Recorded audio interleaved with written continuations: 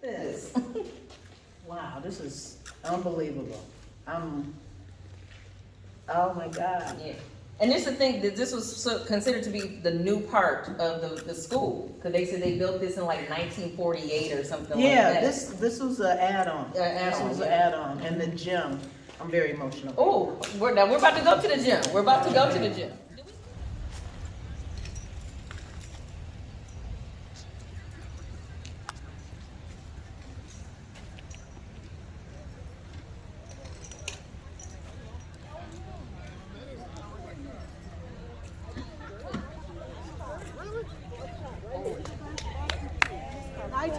Hi, this is Nandi. How are you? That's your mom's daddy. Will you tell me? Guess who I saw? It's okay, I got her.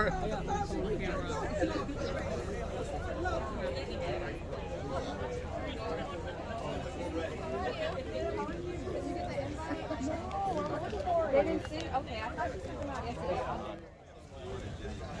Eddie, what's going on, man? Hey, how you doing?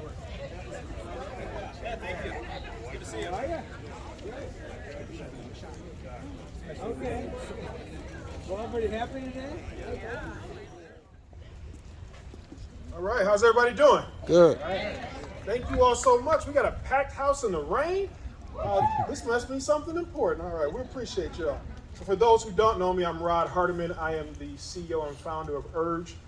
We are a real estate advisory, development, and investment platform headquartered here in Detroit City. You add that to what we've done with our fund, Eviera, our total impact in the city of Detroit will be at $300 million as we go forward. And so I was like,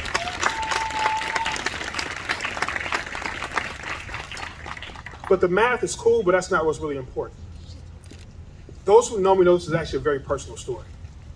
And I got permission to do this. So this neighborhood is real for us. My family lost a family member in this neighborhood. We all know what happens when you lose a school. The abandon, the blight starts to suck the life out of a neighborhood. And we have way too many to count in the city of Detroit and throughout the state of Michigan. And so we wanted to come up with a plan and show an example of how do you revitalize a school and thus start to revitalize a neighborhood. And as crazy as that dream sounded, how are we going to take 70,000 square feet of school space, turn into affordable housing units, build some new construction on a 3-acre campus? There was one person who didn't blink. Our Mayor Mike Duggan.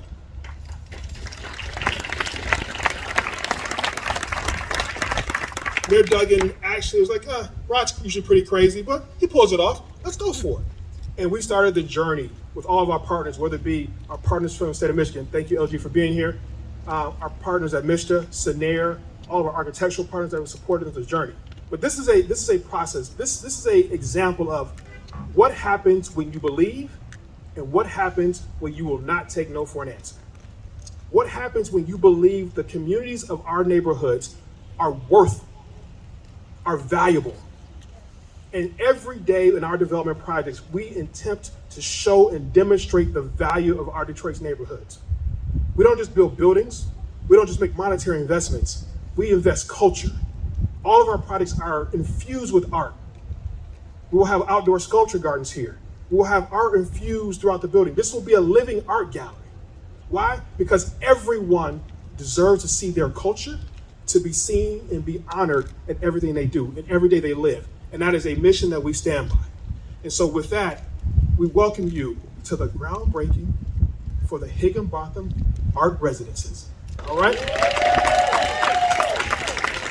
And so I'd like to bring up one of our superstars on our team. Dylan, come on up here. Dylan's gonna be our master of ceremony.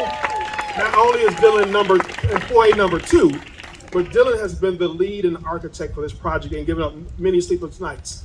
Now, when we talk about it's rainy and it's muddy, we appreciate y'all being here. But when we're doing development work, we literally get it out the mud. So this is a prime example of what we do. Dylan was here yesterday and said, this walkway is not clean enough. He got the hatchets and the axes out and cleared the path to make sure that this was a safe place for folks to be in. And that's what we do. We clear the path for our communities and for our neighborhoods to be seen, to be valued, and to be respected. And we hope other folks follow us. So Dylan, on to you.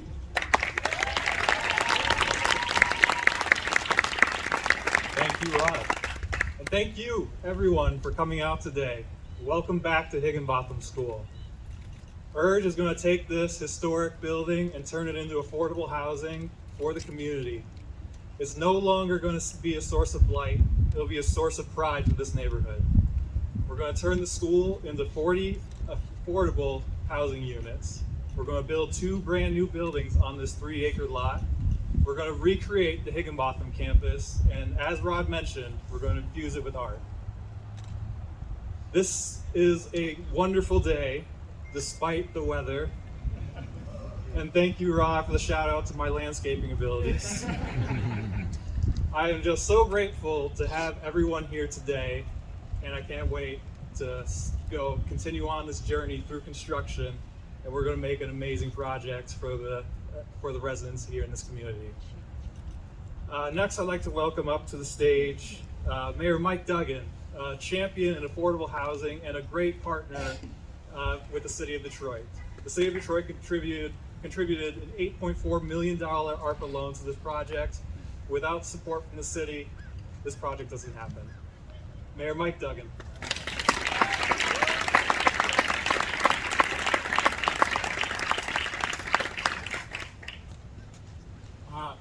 Well, congratulations to Rod Hardiman, to Sinair, and the entire team.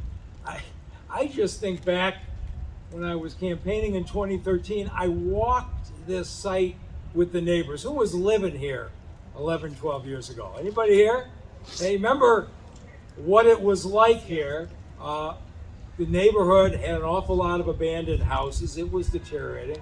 The park had basically been closed. It hadn't been cut all summer. It was overgrown. The school had been closed, and the rec center, Johnson, was on the city's demolition list. This was an area that didn't feel like it had a future. But the folks who stayed, and you've got Teresa Moon and the Neighborhood Association, the folks who stayed never stopped believing in the area. We got the park cleaned up. We did some things in the neighborhood.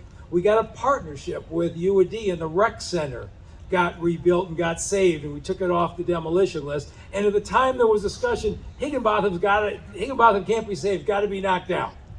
And I said, oh no, we're going to seal Higginbotham up. And people said, what are you going to do with it? I said, I don't know. But the history of this school, and the people who are from this neighborhood know this, that during World War II, when the federal government insisted on the building of the Burwood Wall to separate African American homeowners from Caucasian homeowners so the Caucasian homeowners could get the federal loans. Just a shameful chapter in this city and this country's history. But it was the folks in the black community who came to Higginbotham. This was an important part of our history. And so the one guy I knew that liked to take on impossible challenges was Rod Hardiman. I said, Rod, you got to go look at Higginbotham. It's a great deal. He came through and he came back and said, Mike, what are you talking about? I said, we've got to save this and we'll support you. How much support's it going to need? And he said, oh, Lord.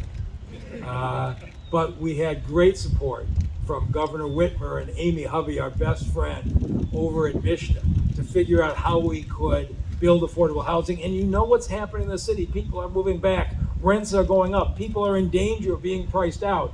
And I didn't come here to have the folks who stayed, who elected me, get pushed out. We got to build the housing so everybody can afford to be here. We built $1 billion in affordable housing in the last 5 years, and we're going to have an opportunity now for another 100 units. And this is what happens when you work together. We had the help from Joe Biden and the American Rescue Plan, and an $8 million contribution that made this work. We wouldn't have been able to pull this off otherwise. But what you're going to have now is a center that is housing, parks, recreation, and a neighborhood that I know we're going to keep working on till it gets to be where we want. So to everybody who has been a part of this, it has been a long journey. You've been looking at vacant buildings in this neighborhood for a long time, and it's about to change. So Rod, thank you. And with that, I want to introduce the brains of this operation from the city side, who figured out how to put all these different pieces together, the city's housing director, Julie Schneider.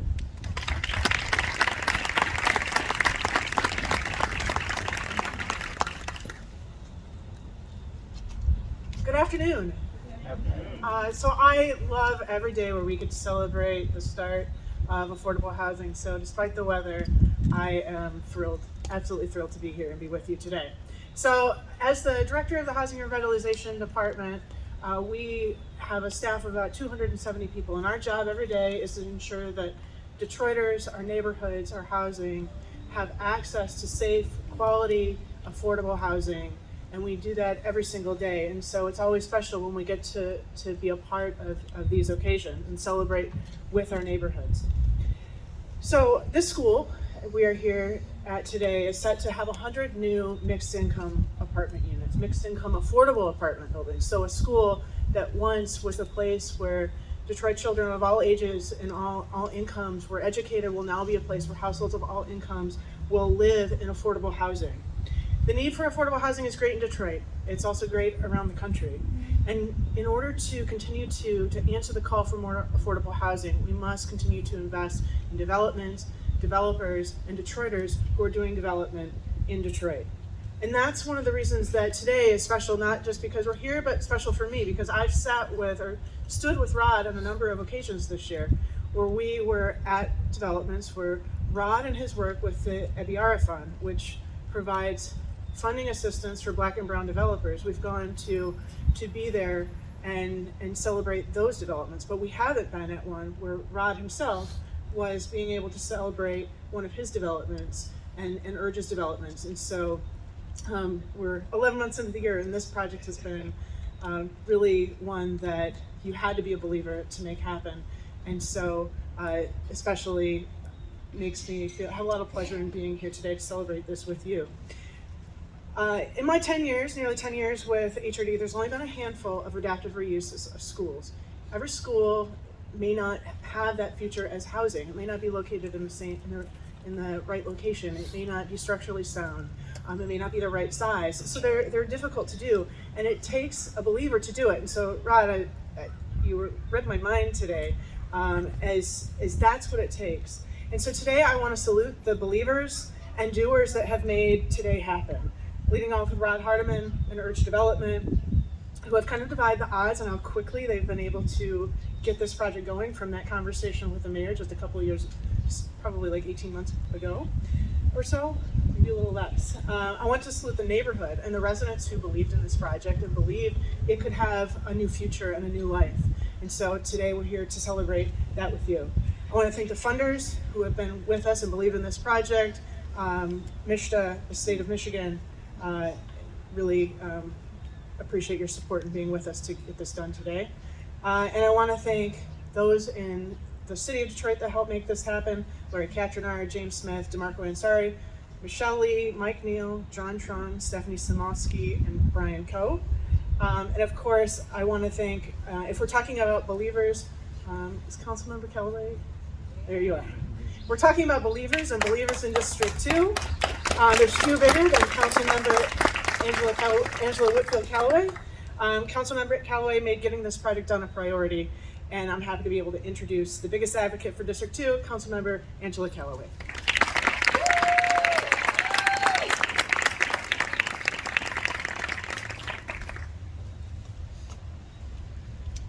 Good afternoon, everybody. Thank you, Mayor Duggan. Thank you, Julie Schneider. Thank you, Rod, my Morehouse brother. I just want to see a show of hands of those of you who either attended this school, knew somebody who attended this school, or live in the neighborhood. Let me see your hands. Okay. I represent you.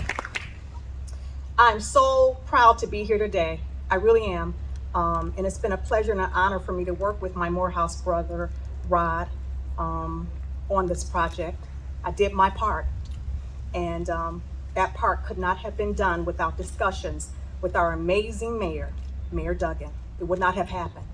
So I thank you for hearing me, hearing my voice, and being committed to this project. And I want to thank you for helping to get it across the finish line. Today we stand at the crossroads of progress and preservation. And if anybody knows me, and you know my voice on the council, I'm all about preservation. I'm all about saying we tear down so many structures in this city, and I just don't like it when I know this is proof that we don't have to. And I'm so glad, Julie, that this project checked all the boxes to be preserved. While we look forward to the future, we cannot forget the past. And this development project gives us the unique opportunity to do both. This vision wouldn't be possible without the power of strategic partnerships. It's through collaboration between local and state government, private developers, community organizations, and residents that this vision is now a reality.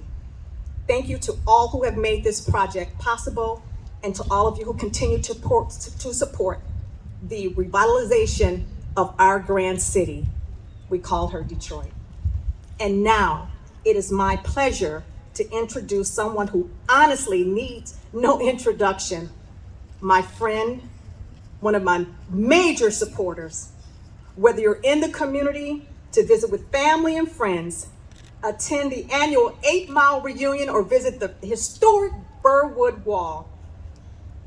For years, Teresa Moon has been a tireless advocate for the 8-Mile Emerge community.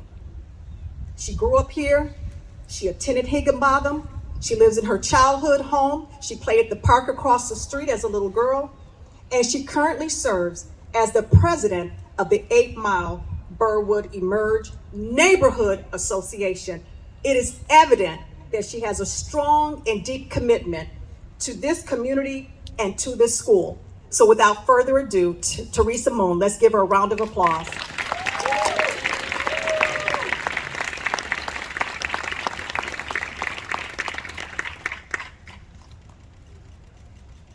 Wow, what an introduction.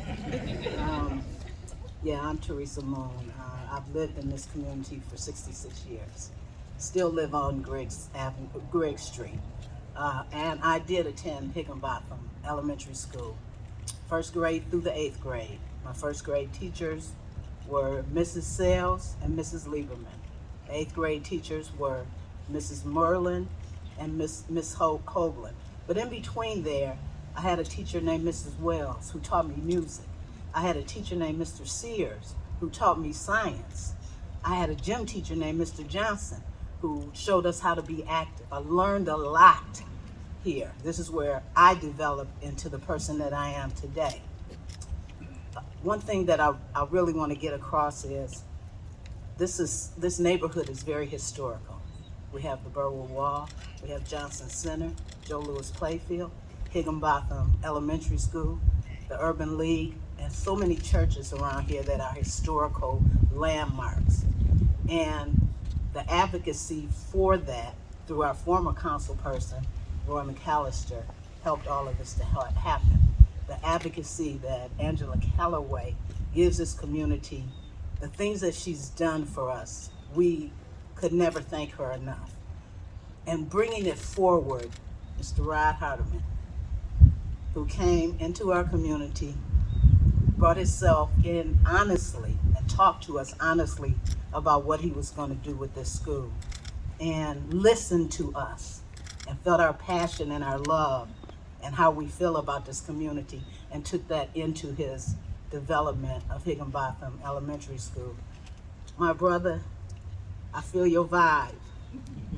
I love you, man. I appreciate you coming here and doing this. I mean, no one wants to see their childhood crumble to the ground. Johnson Center was a center that saved lives in this community.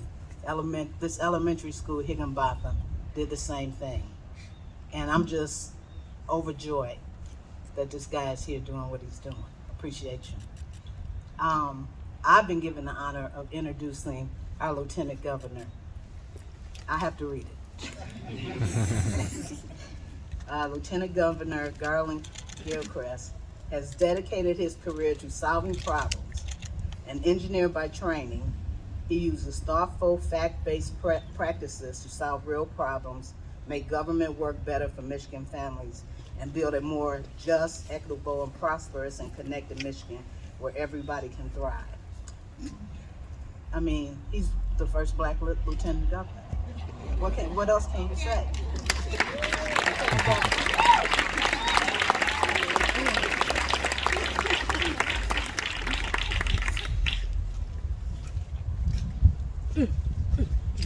Let me give it up one more time for Teresa, please.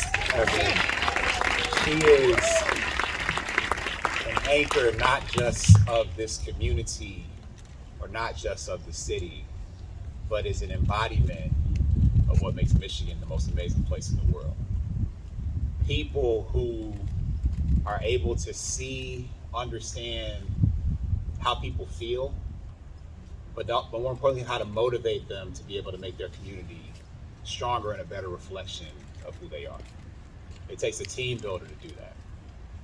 It's only appropriate that we stand here for this ceremony underneath a seal for the state of Michigan over this door. What that seal represents is the fact that when something feels impossible, it takes a group of people to turn that impossibility into a reality. And the collection of folks who are represented here today, whether you were part of this project as a neighbor or an investor, as a builder, or even as a detractor, all of us had to come together to make something special happen. And I'm just very proud that the state of Michigan was able to be on that team. The state of Michigan invested $24.6 million to help make this project a reality. That is because That's because we recognize the primacy of what it means to have a home. Let's not forget that your home is your foundation, your starting point for your participation in civic life, in economic life, in your community. If that is unstable, it is hard for a person to be stable. And affordability is a key part of that stability. That's why, as your Lieutenant Governor, working alongside Governor Gretchen Whitmer, we have made unprecedented investments in affordable housing here in the city of Detroit and across the state of Michigan as part of the first ever statewide housing plan. Projects like this are part of it. As part of the $1.4 billion that will be invested this fiscal year in affordable housing in Michigan, more than has been invested in Michigan in the last 10 years combined. Because we recognize that everyone has a right to a place to live. And we will make sure the resources are available so that everyone can experience that foundation of stability that allows them to be safe enough to dream, to be safe enough to imagine and consider who they can become and how they can make it happen. And they can be a person that things don't just happen to, but yes, a person who does make things happen. They can be inspired by what they see where they live and where they play. When I was looking to prepare for this event yesterday, I talked to my father. My dad grew up on the west side of Detroit on 35th Street. And every single school that my father attended has been torn down. But Teresa, when you talk about like this school and what it meant to you to be here, 1st grade through 8th grade, to walk past this building every day, to have people in your family for generations experience this building in different ways, now that there will be another generation of people who can experience this building for another 100 years because it was built in 1926. And now 100 years later, it'll turn into 100 affordable units of housing. That kind of poetry, that kind of symmetry is inspiring.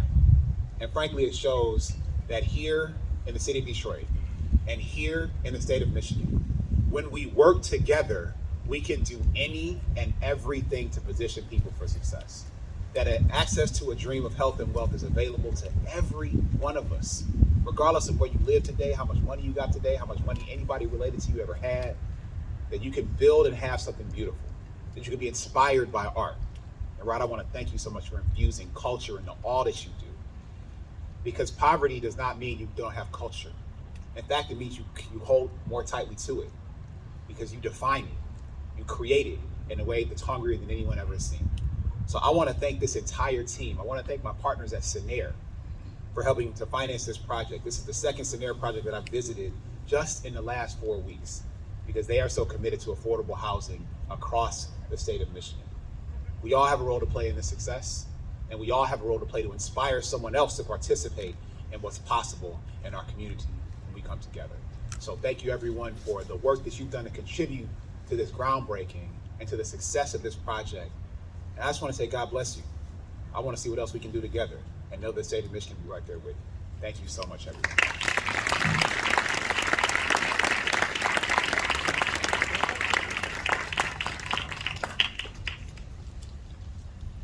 Thank you, Lieutenant Governor Gilchrist. As he just mentioned, the state of Michigan invested $24.6 million into this project. That was done through MISHDA, an organization full of very hard workers as a critical part of this development. Now our next speaker is Amy Hovey. Amy's been leading the Michigan State Housing Development Authority since 2013 as its Chief Executive Officer and Executive Director. She made history as the first woman to hold this role in the agency's history. All right. With over 2 decades of experience spanning government, philanthropy, and the private sector, she brings a well-rounded perspective to housing development and policy. Ladies and gentlemen, Amy Hovey.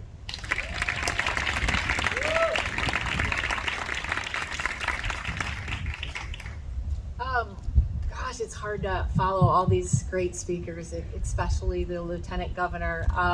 So I'm just going to say something that hasn't been said yet. Darn, that's a beautiful building, right? I pulled up and I looked at it and I immediately got excited. I love historic preservation and this is gorgeous. And we don't often build buildings today like they were built 100 years ago. Thank you for saving this gorgeous building. Yeah. The second thing I noticed was the houses, right? This is in the middle of a neighborhood, as most of our schools were built. And so in addition to saving a gorgeous building, it's going to impact, removing this blight impacts everybody that lives in this neighborhood.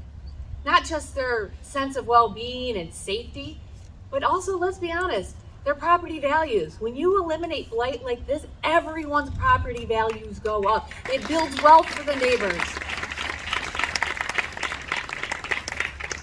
And then I can't be the leader of MISHDA without saying thank you for working hard at doing something very difficult, rehabilitating old buildings and repurposing them for a new use, as Julie mentioned, is really hard to do. It's expensive to do. It takes people with tenacity and patience. It takes other funding partners like the city, MISHDA, SENER to come together to make this happen. So thank you, Urge and Raj, for the tenacity and the patience that it takes to put this together.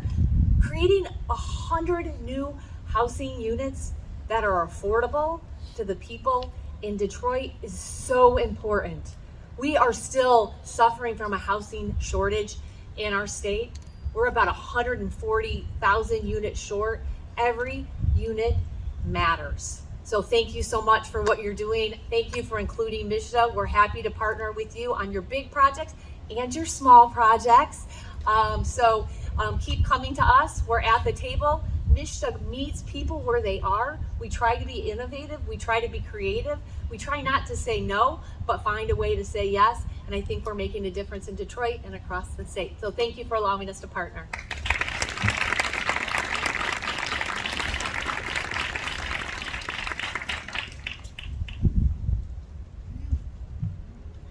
A great deal like Higginbotham is full of financial partners of all sorts that help us get to the finish line. SENER was our equity syndicator for this project. They sold our low-income housing tax credits and historic tax credits that were part of this project. From SENER, we have Sharita Smith joining us today. Sharita serves as Senior Vice President of SENER Community Connection. Sharita leads SENER's Detroit efforts to connect capital and resources with transformative projects like the Higginbotham School redevelopment. A lifelong Detroiter, Sharita has dedicated her career to advocating for change, helping disinvested communities become vibrant places for people to thrive. And with that, I welcome Sharita Smith.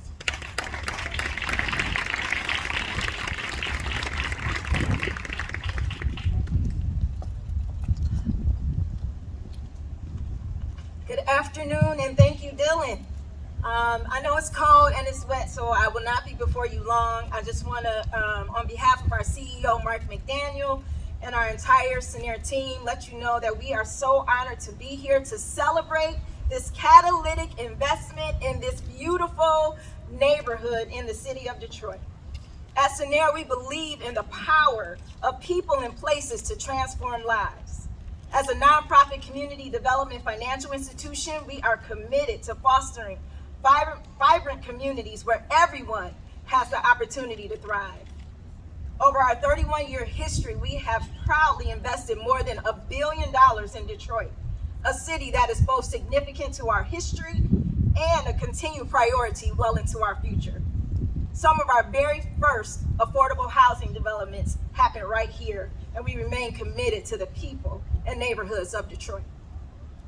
Today's groundbreaking is a powerful example of what happens when state and local leaders, community members, and dedicated partners work together.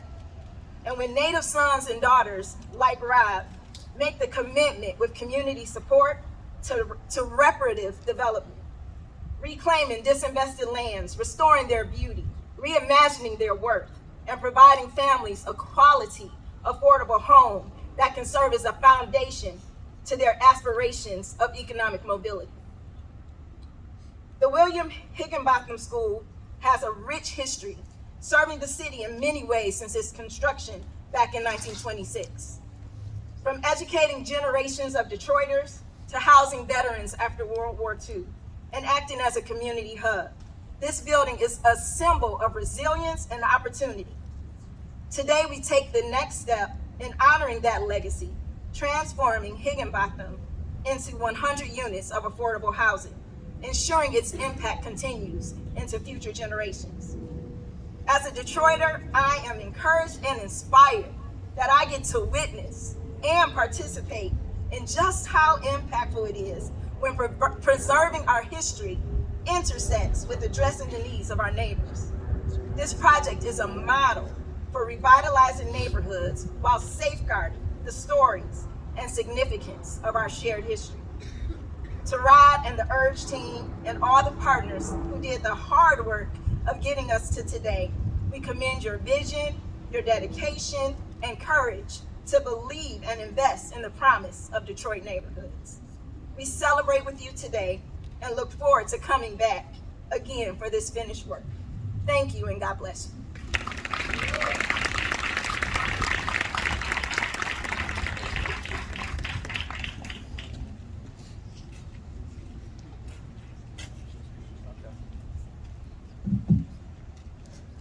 There are so many people that are part of this project, some that didn't get to speak today. I'd like to thank our architects, McIntosh and Porras, our general contractor, Ronish Construction Group, East Edge Landscaping that brought this beautiful piece of machinery out here today for us to look at. I'd like to thank all the elected officials that have joined us today, the representative from Congresswoman Rashida Tlaib's office. I'd like to thank Dokes Design. I'd like to thank my beautiful wife, Sophia, who has been here with me throughout all of this. Last year, in order to do some testing in the courtyard, she came out here with me and helped clear plants. It was a jungle, but we conquered it together. I love you very much. And now, finally, I'd like to give a quick intro to Rod, the man who was crazy enough to listen to that 26-year-old sitting across from him in his office and listen to me when I asked him, hey, that $50 million project you want to do, will you let me manage that? Rod Arman.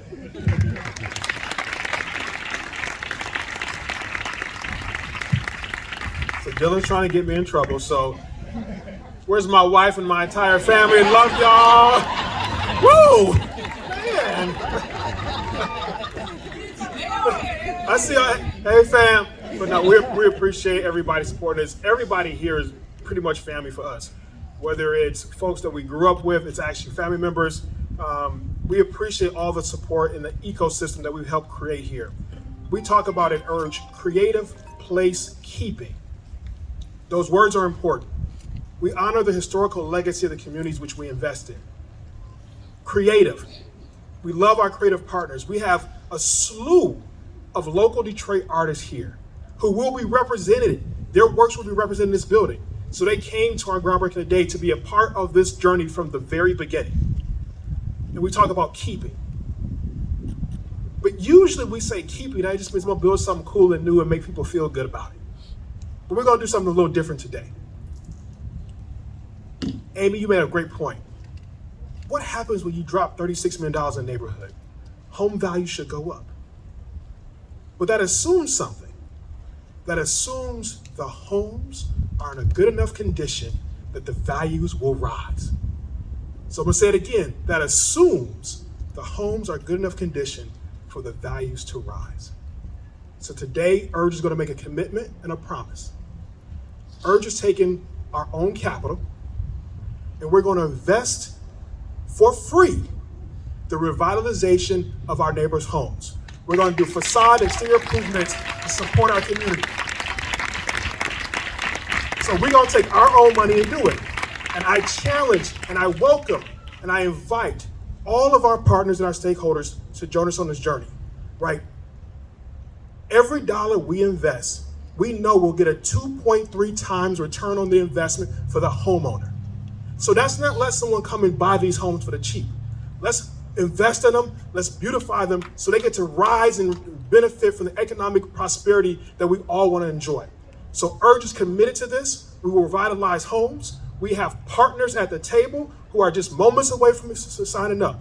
So you all be on the lookout for an announcement in the spring. We bring a big old rollout for all of our partners who are going to be on this journey with us. So we thank you for all of our partners. We thank you for all our family, old and new, for joining on this crazy journey that's called URGE. And thank you so much. And let's come up for the, let's move some dirt.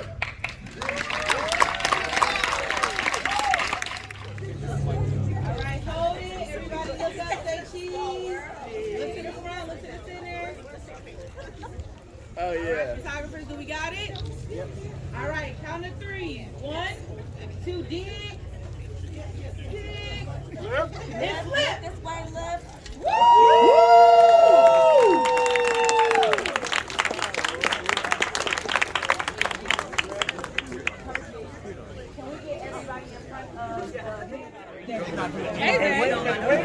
Can we walk in? Yeah, instead of the time though. Okay. Okay. Now you're from the community right now? Yes. Okay, so you probably already know some history about I know the office. Is this the entrance? This is a side entrance, so. This is a side entrance. Also, I'm just gonna wait for these people to come out. This is the music. This is Okay. yeah. This is the music room. This is the front. This was our front entrance. This is the front entrance. Yeah, because the office is right there. Am I right? Yep. Yeah. Okay. Spent a lot of time in there? Yeah. Nope. Yes, you did. Yes, you did. You didn't have detention back then? No. Yeah. Well, Mr. Johnson had a paddle. Hey, you went way back. Oh. Mr. Johnson had a paddle. Didn't he? Mr. Johnson had a paddle with holes in it. Thank you. 106, this was a classroom that's going to be converted to a studio or 1 bedroom.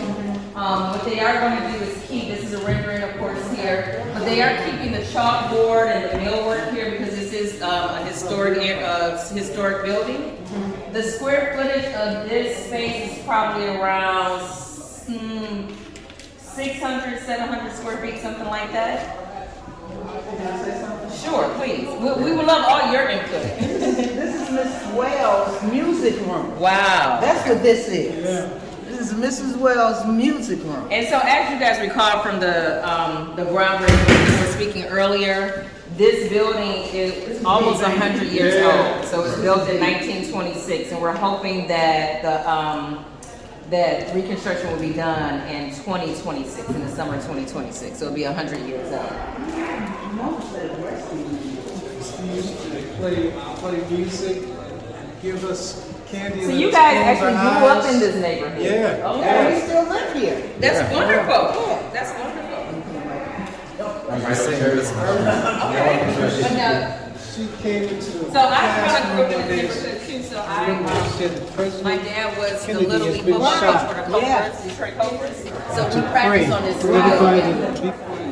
So originally building. You out here, right? This, Yeah, building okay, was all right. erected, the original building, which is down from this hall this way. This is an addition that was built in like 1948 or something. So we're going down this way. Congrats, Rob.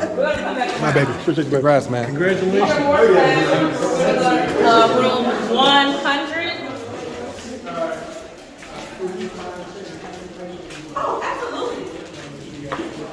The lockers will stay when they do the apartment. They're actually going to stay. We don't know yet. They'll be stored just for the place right outside, or just for all of the residents and rent them out. So this room was the library. Where's my community person? I want her to give some real context to this. Sorry it's so dark in here. What's your name, ma'am? Teresa Moon. Miss Moon. So this is the library, the old library. And so there was some sort of fire at one point, but this room is going to be converted into a 2-bedroom unit as well as the leasing office. So the leasing office will be over that way, and then this will be the 2-bedroom unit over here. And this, of course, is another rendering here. So are they gonna try to preserve this wood? Yes, they are. Yes. As much because this is designated historic building. Yes, So yes, absolutely. yes. Now I do have a question for you, Ms. Moon. What is stairs? So we don't know if that was just for construction purposes or what. That wasn't here when That wasn't there? No, that Okay. wasn't here. So we think that they just put that maybe to come in and out for demolition or something like It that. looks old though. I know, But you know, this school was a couple of other schools after Higginbotham. Right, it was the charter school, which a Shuley. Yeah, and then there was something else. So Yeah. they might have done that then. Was it Kentucky Toledo? Yes, it was. Oh, okay, okay. Yes, Yep. yes. So I'm mad about the fact that drinking fountain is gone. That drinking, do you guys still have it? I don't know. I will find out. Somebody probably came and got that because it had those tiles in it from. Parabolic tile? Yeah, that had those parabolic tiles in it. That's nice. That thing That's was. very historic. It had 2 drinking fountains, and one was for boys and one was for girls. It was so weird how they did stuff. So we'll go around here. Of course, we have this roped up, and we're going to go over to the auditorium. Yes, yes. I know this building. This is white. This is white, yeah. This is white is an auditorium teacher. So yes, this is the old auditorium or indoor theater. Wow. This, of course, the bottom floor will be leveled. The chairs will be taken out. I'm not sure what they're going to do with the chairs yet. But this will serve as a community space or community room for the residents who live here. If you want to have a baby shower, a birthday party or something like that. And then up here, they're going to turn that into like a resident lounge area. You can read books and Wi-Fi and things like that. And they are going to keep, of course, they're going to keep the stage here. Because again, it's designated historic building. So I think some portion of things they had to keep, which was one of them was the stage. This is where we had assembly. Assembly in here. This is where we sat for our 8th grade graduation. Wow. And our class song was "No Man is an Island." Oh, wow. Wow, this is so deep. Yeah, this is really something. And I bet when you were here in school, the auditorium probably felt so big. It was huge. Huge, yeah. As a little person, you know. Yeah, so- it was huge. But look at this. Wow, this is unbelievable. Oh my God. Yeah. And this is the thing, that this was considered to be the new part of the school. Because they said they built this in like 1948 or something like Yeah, that. this was an add-on. This was an add-on. And the gym, I'm very emotional. Oh, we're about to go to the gym. We're about to go to the gym. Did we lose somebody back there? Nobody went back there, right? Oh, okay, I just want to make sure. They call me, you got to lose me, they call me to take pictures outside. Okay. I'm like, I'm trying to go to sports, nothing here. I understand how you feel. Right. And I love what you're showing the kids. One more That's the destination. kindergarten. Kindergarten room right there. Kindergarten room? Yeah, I used to be a service squad girl, and there was my post right there. What's the service squad, like a hall? Yeah, like a hall monitor. Okay. It had service squad and Safety safety patrol patrol. boys. Oh, okay. You was a safety patrol? Yeah, I was a And I was a service squad girl, and we wore little orange badge. belts. Well, they wore the belts around them, and we wore a badge on our arms. It was, man, this is deep. And flag boy, also flag boy. Yeah. We have to fold the flag up. Yeah. Take it out, take it down, fold flags down. Got the classroom. This is where the office was. That first door is where the nurse was. Okay. Like you got sick. You only go home. You went there. They had beds? They had a cot or something. Yeah. So this was the only doorway when they first built it? Yeah. Yeah. I'm jacked up right now, man. Oh my God. Just the beginning.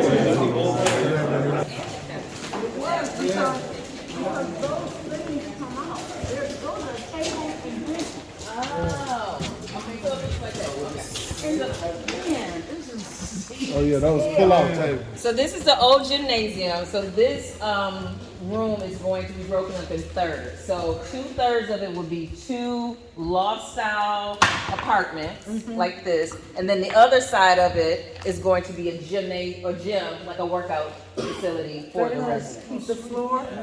I don't know if they can keep the floor. They're just yeah. It used to be beautiful. Yeah, it was like a real, like a yellow color. Oh, like okay. a blonde wood. It was, man, they used to tie ropes up there. And we had to climb the ropes. Oh, for gym. Yeah. Go up the thing. Yeah. And that's how we went out for recess. And I think they are going to try and keep the basketball hoop things. So how much would you climb a rope to get out to recess? How much would you had to climb a rope to get out to recess?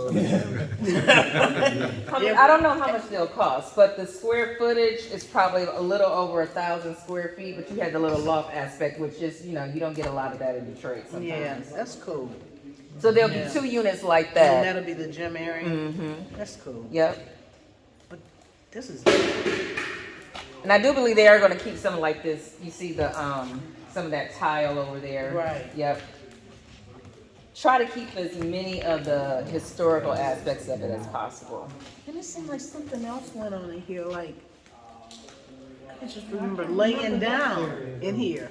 Like, we had to take a nap or something weird. I just remember that. It's just, this is deep as hell. I swear to God. But you said these came out of the walls. I wonder if that's These what that things come out of the wall. That's And you punch. kind of like, it's got this little That's what you thing used to right punch here, on. and you turn it, and you push it, and It's it a comes. key. Yes. It's a key going And in. it's a Turn table it and and pull out. All two of them pull out. benches. Wow. That's where we ate lunch. So all those is But tables. I went home for lunch. Oh, you could go home and then come back? Yeah, we You could did. live in the neighborhood, you could just walk. And So that was like how what- that one is. and that's All of them pull out amazing. like that. That they let us They go. let and us come go back. home, but we came Came back. back. That's the Yeah. amazing part. They let us go home and we came back. We went home. I went home for lunch. My grandmother fixed that tomato soup and them cheese sandwiches or whatever. Yeah, that's what we had for lunch. Man, this is so crazy.